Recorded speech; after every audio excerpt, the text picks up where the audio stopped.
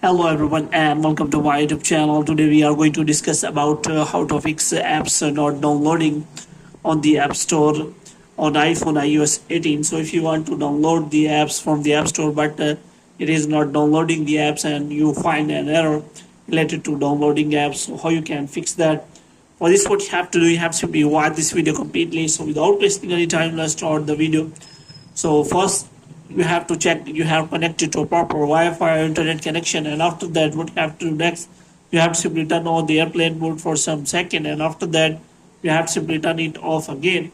The next thing you have to do is you have to simply go to settings here, and after that you have to simply go to general. So in general you have to scroll it down until you find the option of transfer or reset iPhone, and here you have to simply click on reset and you have to reset all of your network settings.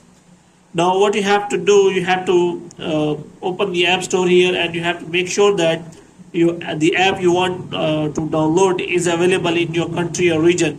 But if it is not available, then what you have to do, you have to simply change your country or region.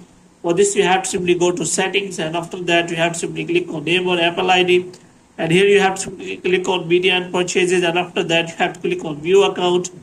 And after that a new kind of interface will be available where you can simply change your country or region, where you can also find related to manage payments options. So here you can simply change your country or region, and after changing country or region you have to simply open the App Store again and search for that app, and if apps is ready to download, then okay. Then if the problem is still there, then what you have to do next is you have to simply take the screenshot of the problem and ask for the solution from the App Store, Apple Store, Apple Store, and after that you can also discuss this problem in Apple discussion so that you can find the solution from the iPhone user.